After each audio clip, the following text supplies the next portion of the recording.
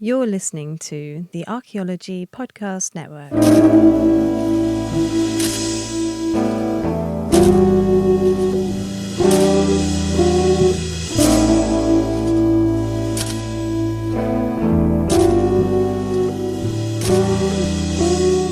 Hello and welcome to the CRMArchaeology Podcast, episode 269 for July 26th, 2023. I'm your host, Chris Webster.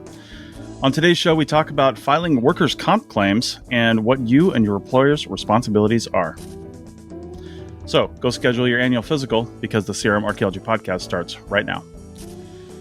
All right, welcome to the show, everyone. Joining me today is Heather in her sailboat in California. Hello. And Bill in his office, also in California. Yep, I'm back. So for those listening to the audio podcast, which is probably 99% of you, we started about 30 days ago putting everything on YouTube, even if it was just audio. And this is the first time in I don't even know how long that we've recorded the CRMArch podcast with the video turned on. So if you like to see our crazy faces that, I have a face for podcasting. These guys look great. But if you want to see our YouTube faces, then head over to Archaeology Podcast Network on YouTube and check it out. It's just one more way to consume what we're doing here. It's not really anything special. We're just doing this. Oh, and also it's completely unedited. So any mistakes we make, stay over there because while I'm putting it on YouTube, that's an extra couple hours per show. And I just don't have time to edit it. That's just the processing of everything and getting it up there. So at some point we'll be editing the YouTube video as well. But until, more of you subscribe to the podcast network. Yeah, exactly. It's going to be a completely different podcast now, Chris. I know. So, all right. Well, so let's get to the topic at hand. So I've got a friend who's doing some work with a relatively new company to him. And he asked me some questions about workers' comp. Just some relatively general questions, but also some questions related to a situation he was dealing with. Now, it's all pretty straightforward. A lot of us probably have had some kind of even minor injury at work. I slipped on some barbed wire climbing over a fence and sliced open my leg and got puncture wounds on both of my sides of my hands and things like that. And I had to go get a drug test when I was getting fixed up. And because that's part of workers' comp, you have to do it within 24 or 48 hours, at least in Nevada. And you had to fill out special paperwork, and then they also just dealt with the whole medical thing. But what if you have an issue that you can't necessarily prove 100% that happened at work? And my point is, like this friend of mine, he's relatively fit, takes care of himself, he's young and had no problems, and now he's out in the field on a really strenuous project. More strenuous so than he's done recently. He's been doing a lot of monitoring. So he's, now on this really strenuous field project and was starting to get a lot of hip pain and just feeling this massive pain in his hip. And he wanted to go to the doctor, and he told his field director about it immediately when he really started to notice it. But it was a kind of thing that kind of came on gradually that, you just kind of ignore it. You think it's going to go away. You're just sore.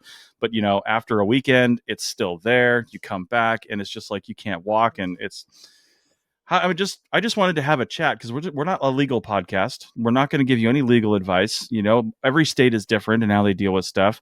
But I just want to talk to you guys and see what would you do in that situation. He wanted to know what his chain of responsibility is. Basically, is telling his field director as soon as he realizes something's going on enough to kind of cover him, or should he get something in writing from HR? Or what if there is no HR? You're a smaller company. Wow. What do you guys think? Yeah, there's a lot with that one. Yeah, it's tough. I think the one thing I think that this brings up is the fear that people have for various reasons about contacting HR when it comes to safety and it comes to injuries. On one side, I remember, because I remember feeling it, is that that if you start, and this is not, I'm not saying this is a good thing. I'm just saying this is a common feeling, is that I'm feeling sore. I'm feeling like I'm injured. I don't want to be that kind of weak link in the crew.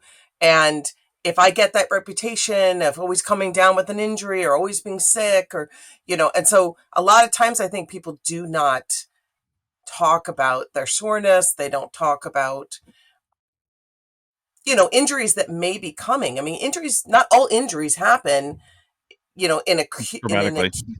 right. They don't happen immediately. I mean, it can be chronic. It can be over time. I mean, one issue's back, right? I have two Yeah. herniated discs. It's, was that caused by archaeology? Almost. Well, that and my hockey background, one or the other, right? Yeah. And so Yeah. that's actually also something that people are thinking, okay, well, from the other side, okay, you have a herniated disc. What are all these other things that you're doing, right, that could have caused the herniated disc? So it is a real big, it's tough. It's tough. And from the other side, the one thing that I want to talk about when you brought up this topic,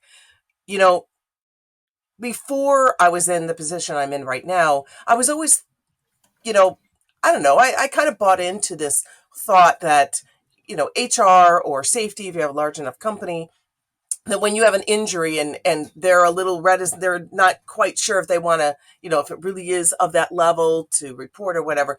I thought, to me, that just never sat well with me. And I didn't understand the true meaning behind that. And so, no, if there's an injury, yes, obviously you have to report it. Yeah. I'm talking about like when you have issues that are kind of on the bubble, when you're not quite sure, did it really happen at work?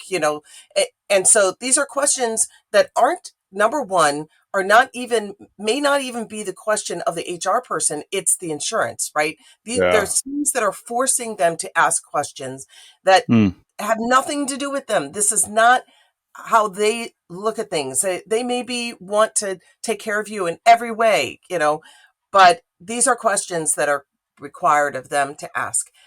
I have a couple other thoughts, but I'll let you guys jump in on your thoughts. Yeah, Bill, what do sure. you think? One of the things that because I know what you were talking about, being a tough person and just trying to tough it out, right? Like that stuff just builds up. And so early in my career, when I toughed it out, now I'm not as tough anymore because stuff is crooked and broken and, didn't heal properly, right? Because I actually did keep going when there was pain. And so I can recommend from personal experience, don't do that. When it comes to your body, like don't do that. Yes. The other thing about HR too, that, my wife's been doing HR for a very long time. And one of the things that she always says is there's never any true answers. And the answer is always, it depends.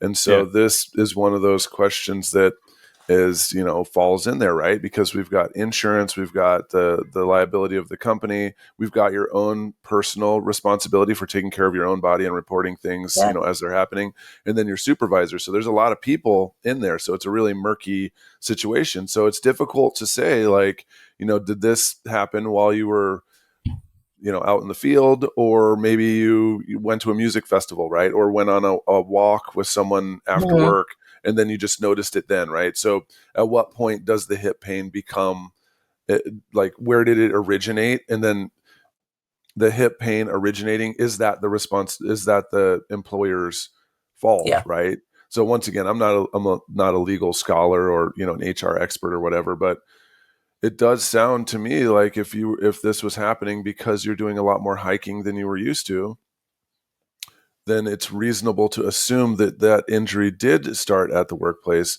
And so that it kind of is the workplace's,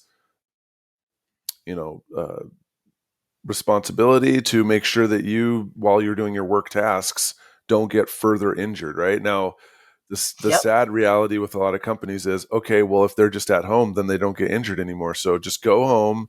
And when your hip doesn't hurt anymore, we'll see if there's any work. And that's what every archaeologist is afraid of. And that's the reason why we're running out of archaeologists, because companies do that rather than moving people over or having other tasks that don't involve walking out in the desert all day. The person just has to go and sit at their house, and then basically their position's gone because of that. Yeah. It's got to be. Yeah, go ahead, Chris. Just to comment on that real quick, it's got to be difficult for field technicians that aren't permanent at companies too, because what if you're starting to feel this pain in the last session of a 10-day and you didn't feel it before that project started, but then at the end of the 10-day, you're on to another project and you get to this other project and it just gets worse. And then you report it immediately. It's like, is that company even liable for that? What if it was in a different state and you were in pain in Florida? Now you're working in Iowa. You know what I mean? Yeah. I think the one thing that people don't talk about, which is a reality that people really should be talking about, and that is when you're managing a project and you know the conditions on the project, you have to match your crew to your project. Yeah. You do. And, it's not, when it comes to, oh, well, that's not fair, that I can't work on that project. Trust me. I mean, if you have somebody who's really, really doing it carefully, trust me, if we hired you anyway, and then we put you and you're like literally climbing up in 100-degree weather, you're going to be cursing our name halfway through that project, right? Yeah. So you have to look at people's capabilities and match the project to the capabilities. Now, not everybody wants to go through that work. Sometimes you're desperate. Like, you just need to get people out there. Yeah. You're like, okay, put a mirror under the nose, and if it creates condensation, we'll put them out there. But, that it's a combination of management being a lot more prepared. Sometimes a lot of things happen last minute, but when you have the luxury of preparation, doing that. And then also where you have crews that understand. I mean, you have to understand your own physical limitations. I'm 52 years old, and I'm not in the shape that I was in before. And I know that there's some projects, there's no way I should be out there. I can't, So I think people need to be realistic, and I think people need to be understanding of both sides. Yeah. Okay. Well, I've got something to kick off the next segment with, and this is gonna be a little bit of a shorter show for people because we've all got some extenuating circumstances here today, and it's kind of a makeup show for us anyway because we missed our normal recording time. So let's take a break, come back on the other side, and I'll kick it off a little bit of a story talking exactly what Heather was talking about. Back in a minute. Welcome back to episode 269 of the CRM Archaeology podcast. And we're talking about workers' comp and reporting, injuries and things like that. And something, Heather, you reminded me when you were talking on the last segment is I was crew chiefing. Really, I was project managing, I guess, technically. I was kind of new at it. And it was like I'm a project manager, but there's really somebody who's watching me because I was new at it. And it was for this other company I was working for. But here's the thing. You mentioned assessing people's abilities, and I definitely do that from a intellectual standpoint, right? Like if somebody's really good at this, or even if they want to learn something that they're not good at, I'm conscious of that as well, right? And but when it comes down to, let's say, physical abilities, that is such a sticky gray area because and you can't discriminate. No, because check this out. I had a crew. This was like 12 years ago. I had a crew of 2 other people. One was somebody who'd never worked in the field before. This was literally her first field project. She didn't look like she had any muscle on her body whatsoever. And I don't want to say anything. You're coming out with us. We're doing 10 on 4 off. It's about 5,000 foot altitude in rugged terrain, and it's going to suck. It's also like 100 degrees, and this is going to be terrible for everyone, even if you're in good shape.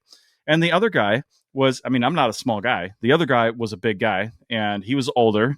He had, I don't really know what his experience was, to be honest with you. He was just given to me as a crew person.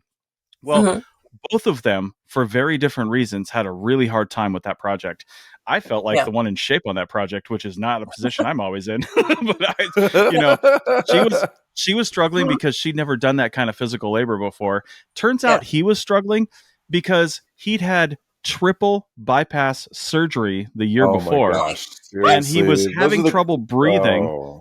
And I'm like, okay, so first off, I had the crew changed out. I was like, these guys need to do something else. I'm not going to be responsible for a heart attack in the field, right? So, but then here's the other thing. Let's say he did have a heart attack in the field.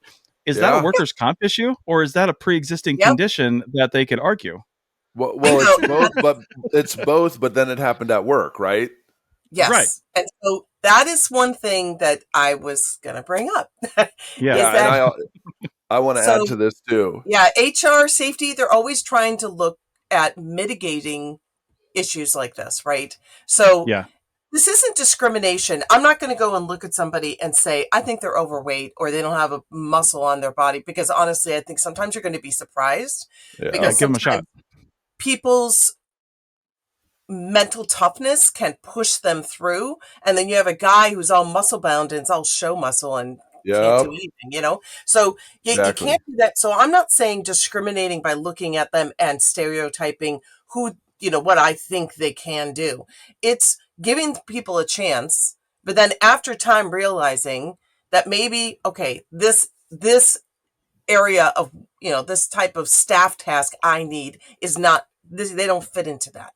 So this is just through experience. And then also this is, people need to be realistic. You're not working for a company and the company doesn't owe you to pay you an hourly wage because they hired you to do nothing. Yeah. They hired you to work in the field. They hired you for all these tasks. And that's why you see these job descriptions saying you're able to hike so many miles a day. You're able to withstand certain kind of, climatic situations. You're able to lift 50 pounds, for extended periods of time. These things, like, they're real. And they put these on job descriptions for a reason, to cover themselves, because you do get people that go out there and think, oh, well, you hired me, you just owe me. No, and honestly, people also need to look at it. You're not being a good team player here either, because when you have somebody who has issues health-wise or whatever that keeps them from being able to be productive in the field, you're hurting the others. The others have to pick up your slack now, right? Yeah. And so, I think people need to be honest, and I think a lot of people honest with themselves and what their abilities are. Yeah. Agreed. Yeah, I'm glad you said that thing about show muscle. I'm sick of you guys always being like, this guy's got all this muscle. How come he can't lift more? Yeah. Yeah. I never had show muscle. I never had no muscle. But I do know what it's like to just get given the people that you've got, right? And so also in Arizona, that's a holy cow. There's a lot of people who have these grandiose dreams about doing Southwestern archaeology, and then they get to the Southwest and they, it's not easy. And so I could never, you're given people for your projects. You don't get to choose. It's whoever they've hired, right? Mm-hmm. And I can have a say on who I want if it's someone I already know. But at the end of the day, if we just need 11 people, then we just need 11 people. So we can't really be sifting through and trying to do those kind of, can you please pick this bucket of groundstone up over your head? Can you please walk across this parking lot in Arizona sun? Like, we don't really get to give them physical tests to see if they can do it. No training.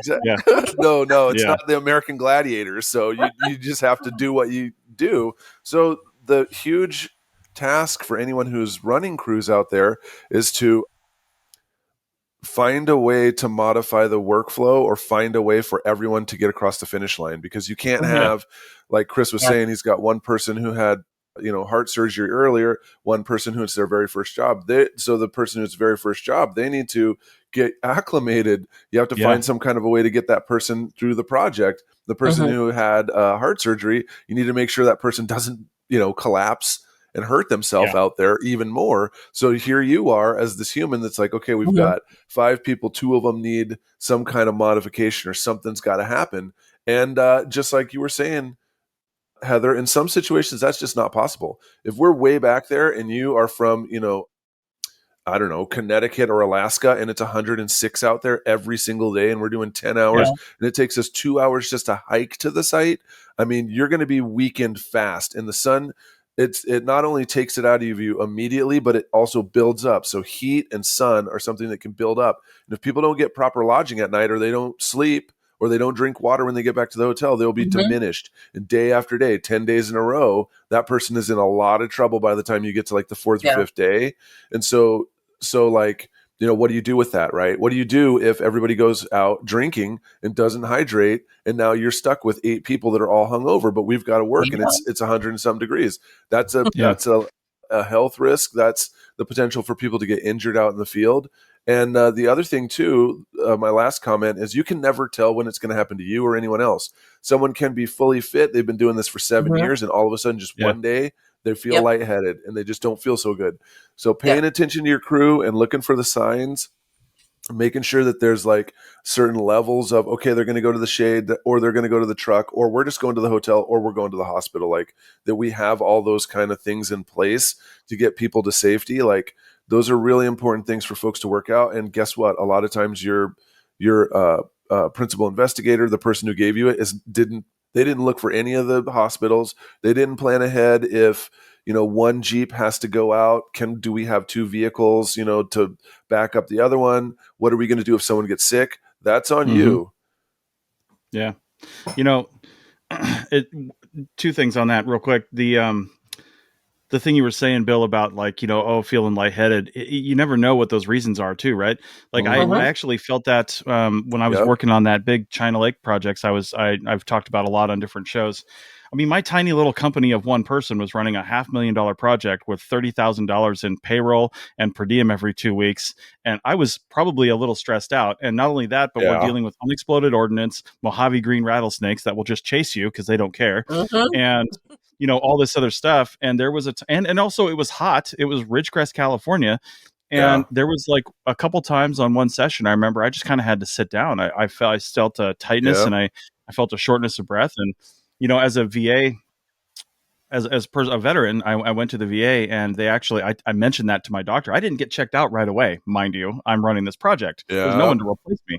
And but when it was over, I did my annual checkup. It was a few months later, and I just happened to mention that to my doctor, and they were overcautious. They did an angiogram where they went in through my wrist and through my leg just to make sure they could get, both sides of my heart. Everything looked fine. So I don't know why that happened. I think it was just stress, but you really just never know. And through an abundance of caution, you really should just, get checked out. But then again, like you said, Heather, another thing I want to comment on, you said the mental toughness. Sometimes people will push through. Well, the girl, what was it, just last year that died in Louisiana? She's new. She's like, I mean, people are saying she may have had an underlying heart condition and not even known about it or something like that. Right. But even so, if she had been feeling something, would she have said anything because she just wanted to prove herself? You know what I mean? And Bill, I mean, I saw yesterday on the Weather Channel, Phoenix had its 23rd consecutive day of highs at 110 degrees or more. How do you even work in that? How is anybody doing work down there right now? No, and you're right. There's tons of companies right now. There's people in Maricopa County in the, Valley of the Sun. They're burning it out. They're out there right now. Yeah. They're doing archaeology right now when it's 113, 116. I mean, that's just the reality of working in Arizona. And that's what's up if you think that you're going to come from Seattle and go to Phoenix. You are risking yourself.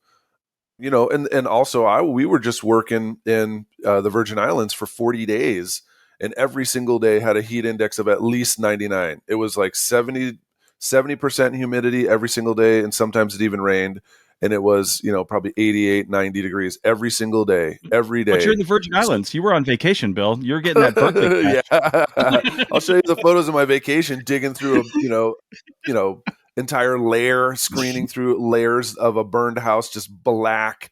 I mean, I sweat so much that I could literally wring my shirt out. That's how disgusting it was down there. Yeah. Sweating through your pants, sweating through everything, sweating into your backpack, right? Because there's no relief from the humidity, right? Like your clothes are totally soaked all day long.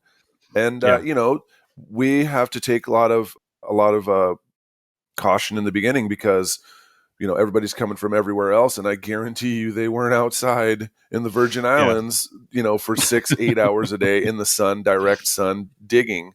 And so, you have to watch your people. And we went at a pace that would have been like laughable for cultural resources in the beginning.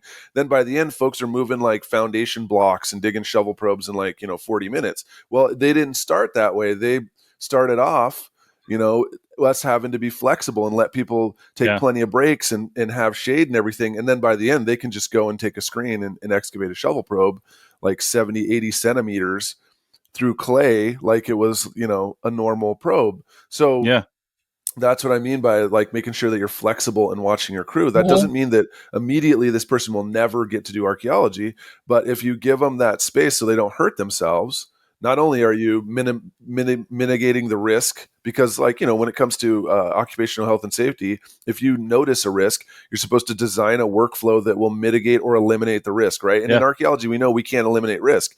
So one of the ways is to make sure that a person is easing into a situation like Phoenix. Those people who are out there digging in Phoenix, if they got dropped in there right away from, Alaska or Seattle, they're toast. There's Yeah.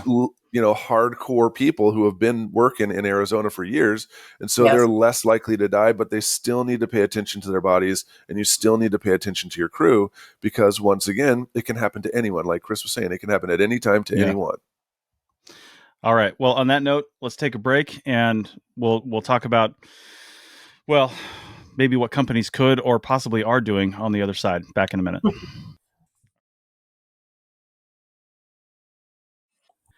Welcome back to episode 269 of the CRM Archaeology podcast. So, one thing I've been thinking about through this, and I was really thinking about this in segment 1, but it's good for segment 3 to wrap this up. Have either of you guys worked for or heard of, or, Heather, you work for a slightly bigger company that might be able to do this. Has anybody ever had like a medical checkup pre-employment, or at least, or even annually, just to get like a baseline so the company can help out with their liability and say, oh, you hurt yourself in the last job and you come here and claim workers' comp because you're a field tech, and that's how it works. You're working all the time anyway. It doesn't matter what company you're working for mentally. Even if you hurt yourself on the last job, this is the one where you're in pain. Yeah. So what do you guys think? Well, I don't want to step in front of Heather too quick, but no. I never worked for a company that did the screening. I did it myself. So I had to get my own physicals, because I get one a year through my insurance. So that would be the time when I would talk about all the times my back hurt and everything. But then I would even add, so for a while in Seattle, they didn't charge me, but in Arizona they did charge me to get all my blood work done to see if my arsenic, mercury, and all those other things. Because doing historical archaeology, I dig through petroleum pits and factories where they had all kinds of battery acid, right? So those are the kind of soils that I was constantly digging in, and we didn't always test those soils to make sure they were full of contaminants, right? So if you're digging at a mining site and they're processing ore and stuff, nobody's really necessarily testing that thing to see if you're sick. So I would always get my blood work done at my physical too. So it wasn't just about like my body and it breaking, but am I absorbing chemicals from the environment at a very high level? And at what point did that start, right? So I'm not doing it after every single field project, but once a year with my physicals. When I was doing field archaeology, I would still get my blood work done. And in Arizona, I had to pay for it. Yeah, I bet. Yeah. Wow. I've never, you talk to my team, they'll tell you they're always on me to go to the doctor. I hate going to the doctor. Oh, man. I'm really bad about it. I'm so bad. Anyway, but I think that's a great idea. Having companies do that, I think Bill's idea is good. I mean, that's, self-care, that's being responsible. I think that's really smart. Now, with companies, actually, that's a really good question. I've never heard of it. Mm-hmm. I actually think that would be a very fair thing to do. I mean, we do drug tests ahead of time, right? And that's mainly required, usually because companies require, not your company. It's usually because a client company requires it. So, wow, I actually think it might be a good idea. I actually, I come from my sports background. We had training camps at the beginning of every year. And that's because, during the summer, people are getting soft. Well, that's because my sport was hockey, and there's no ice. Right. Well, there's always ice. But we would have, it was like, it was a reality check, right? The beginning of every year is who stayed in shape and who was throwing up over the side of there's things I think about that were happening in training camps that, oh my God, I would never not safe. Not safe. Like, but, like people just skating people just to see who's going to throw up first kind of thing. It's like, we don't do this. Can you imagine us doing that in the field? Right. Running transects to see who's going to throw up first. Anyway, I think Arizona just takes care of that for you. All you got to do is go outside and walk to the edge of the Best Buy parking lot, and you'll be puking. Right. So I actually think that, this is just kind of a pie in the sky thing, but I actually think it's a good idea. I think for the field season, having a training camp, not to test people, but to give people a reality check, and also, it's a reality check, basically. Now, when it comes to the one thing that I did want to talk a little bit about is when it comes to HR, the one thing that employees need to understand is that companies have a certain kind of rating when it, as far as accident rating, and and you could end up not getting a job because of your rating. And so, and that's a lot of it is based on the type of report and the amount of the report.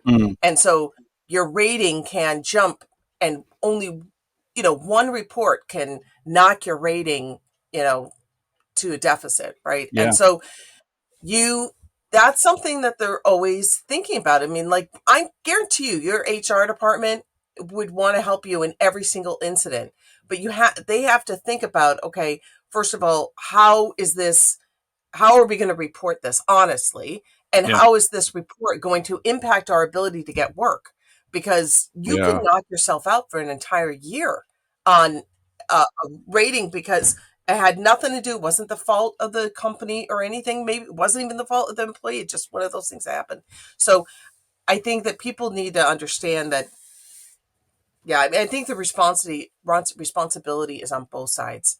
People cannot just show up to work and not prepare their body for it. You see it. I see it all. Yeah. Well, and along those lines, and Bill, I was going to mention this, and you put it in our comments here, about field techs taking care of themselves. It's going to have to be the kind of things that you budget for, because if you don't have insurance, which a lot of field techs probably don't, I mean, with like Obamacare and stuff, you're required to carry something or do something, or you get penalized for it. But either way, people get around that, and they either just, or they just don't go to the doctor because they don't have like a regular doctor to go to. But you can go to places and get a checkup and get a physical and get blood work done. And it might cost you a few $100s, right? But it's the kind of thing like taking care of your car. You get your oil changed, get your own oil changed. You know what I mean? And get that checked out. And it might suck to say that, but like you guys are both saying, it's the thing to do. And you really should do that. And I don't know, I had another point about companies, but Bill, go ahead. No, that was I was going to mention about that they don't. Most field techs don't have health insurance, and so folks are caught in this like kind of middle zone where I think a lot of us, for the longest time, was like, well, the company needs to be taking care of this, and the company needs to do that, and the company needs to take care of. But the amount of delay that I experienced in my career between the company doing anything and like me getting hurt or getting the help I need was always so far that. It's not like I went to HR and said my wrist hurts and they were like, okay, go to quick care right now. That was, fill out this form and I've got to pass it through here and there, and your wrist hurts. And you got to get to work tomorrow. So you got to see, do you have a broken bone, or can you go to work? Right. So those are the kind of things that sometimes for your own health, you just have to bite the bullet. And I hope that we can get universal single payer healthcare. Like that just to me solves many things for companies, many things for individuals. People don't get hurt as much because they can go to the doctor. They're not afraid of going into, extreme debt because they hurt their wrist. Yeah. So, these are the kind of things I can see where, yeah. I mean, that's how these other countries folks live longer than us, because they don't have to worry. If they get a cough, they just go to the doctor, right? So, it's tragic, but at a certain point, I mean, how long would you wait after getting an injury for you to actually go to the doctor on your own, even if you didn't have insurance, right? Because a small minor thing that kind of hurts today, if you take care of it real quick and give it the rest, then you don't have, $50,000-$60,000 bills. But if you let it go longer and tough it out and just keep grinding, then you're going to get a bad injury. And like I said, by the time the company has, filled the workman's comp claim out, you've gotten the money, this and that, like now your illness is way worse, right? Because you didn't go and take care of it, right? So I mean, it's a horrible situation to be in, and I have been in it personally. But like you're saying, sometimes a couple $100 well placed will save your career and save you thousands down the road. Yeah. And not only, like you said, save your career, because so many people, especially new people in this field, are just running the edge of payroll, working paycheck to paycheck. And that's just the way it is in this field. And, you're afraid that, hey, if I report something or if I go get checked out and I find out I can't work for 2 weeks or a month, that could be enough to make it so you never work in archaeology again, right? You don't ever get another job. If that was at the end of the field season, I mean, it could just be, I don't know, could be devastating for people. So if we had that sort of assurance that, hey, I can take this time off, I will get paid, or I could maybe do something in the office, or I can do something else, and still, not have that physical limitation. But, it made me think, Or Heather, like, too. Yeah. I was going to say, or like FMLA, where it's like, you know what, my wrist hurts now. It's going to probably hurt for 6 weeks, but I'm going to take this job driving, Lyft or doing something else, or I'm going to work at, some other place. But in 6 weeks, when my wrist is back, can I come back and do archaeology? I mean, that would be amazing if somehow there was that kind of situation where they'd know that, okay, Bill's out for 6 weeks, but on, October, whatever, we could call him and have him go back out on projects, like just kind of a delay. Sure. And it's sad that you have to find another job because this is the United States. But seriously, it's better to take those 6 weeks off and let your arm and whatever else rehabilitate so that you can do archaeology for the next 6 years. Yeah. And Heather, you were saying how it sounded like a good idea with companies maybe doing a pre-physical like liability check, but I was thinking that was a good idea too. It's why I mentioned it.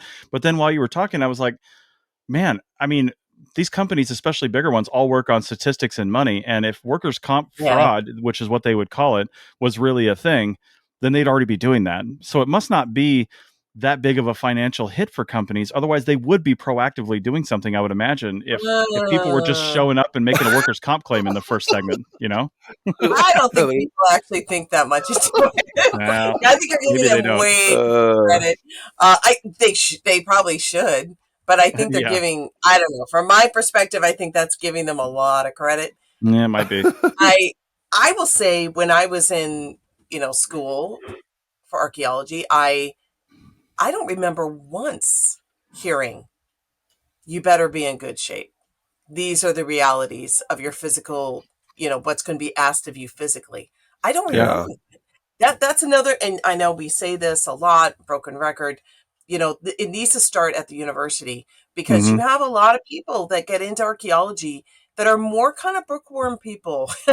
And nowadays with young people, they're not as active as they used to be. They're just not. They're more in front of their screens. And so people are going to be going into this field blindsided. They're not going to realize what's going to be required of them. And I think that's really important, is that people know that people are going into it with full knowledge. Yeah, for sure. Yeah. The one thing I was going to say, I just realized it this last summer working with students. As I talked to folks, people who did stuff like dance team, basketball, Boy Scouts, cheerleading, gymnastics, football, like those people, a lot of times you'll find that, oh yeah, when I was in middle school, I played basketball, or, I was a cheerleader all the way through high school, or, all different kinds of like team and like physical active folks. They do really good in archaeology fieldwork. It's kind of crazy. And then I watch it, and no, not just archaeology fieldwork. I know a lot of people who also did team sports who are great in the lab and also great at a lot of different levels. And so it's kind of, I'm just now putting that together this last year, that a lot of the people that I worked with, they played soccer, or they, for a couple of years, and it didn't even have to be in high school. It could be like way back when they were in elementary school or, middle school. It just seems to me like that kind of physical activity, I just now put it together that is a strong predictor of someone being able to do field work. I think there's a few reasons that carry over to lab as well. First of all, it's teamwork. It's also knowing that you can work. I'm sorry, I'm hearing something on my phone is clanging. Sorry. It's distracting.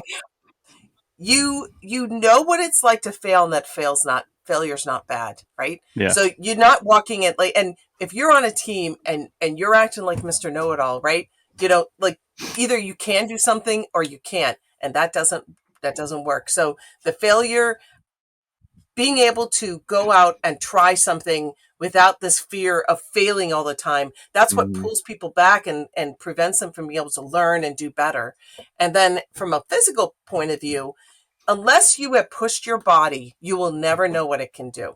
So unless you've pushed your body, and the only way to do that is, the only way to know where your body how far you can go is to, through sports or some kind of physical activity. And so even though somebody may have done it, like you said, Bill, back in elementary school, they still have that experience. And they know also that you can't just go in cold. Like, you got to prepare yourself. Yeah. And it's funny, I was on a project and we were doing kind of like, pre-con meeting and everything. And this one company, they all laugh at them, but they make everybody stretch. Everybody. Like, whether they're sitting at a desk or whatever, in the beginning of the day, everybody stretches. And I think it's a great idea. Yeah. I started doing yoga before I even started doing archaeology, because I used to work at Costco, and that place just breaks your body down standing on concrete like that and lifting. And so my body was in a lot of pain. So I already had that habit of stretching before work. Yeah. All right, guys. Well, that's about all the time we have today. Hopefully, we gave some people some words of encouragement, especially as we're in, one of the hottest heat waves the world has ever had, really. I mean, people are hot all over the place. One thing to think about, this is the coolest the Earth will ever be. Yes. So if you were looking for it to somehow, in our lifetime, right? So if you were thinking that somehow these, unprecedented levels in Arizona, by the time you're 40 or 50, if you're listening to this, 120 will be a normal thing for Phoenix, and 130 by the time you're an elder is going to be what's up. So if you can't make it now when it's 103, then what are we going to do when it's 130 and we still have to do archaeology outside? Yeah, indeed. Well, on that horrible note, let's I mean, it's Phoenix, so what? I'm sorry. Exactly. Folks know I lived in Tucson, right? I went to the real University of Arizona. Phoenix to me is like, you don't even fly into that thing if you don't have to. Your plane might crash in the summer. It's too hot. So I got no love for Phoenix. I like people from Phoenix. I like individuals. The place itself, I don't have anything really good to say about Phoenix. It's literally hell right now. Yeah. All right, guys. Well, thanks for this. And everybody, again, remember, first off, we have affiliate links that really help us out. We have membership, ArchPodNet.com/members. And now everything is going on to YouTube if you'd rather consume your podcast that way, or, see what we look like so you can throw stuff at us when you see us at conferences. All right. Thanks, guys. And we'll see you next time.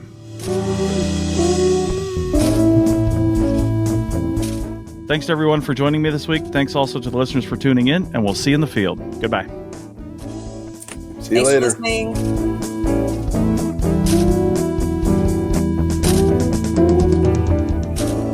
This episode was produced by Chris Webster from his RV traveling the United States, Tristan Boyle in Scotland, DigTech LLC, Cultural Media, and the Archaeology Podcast Network, and was edited by Chris Webster.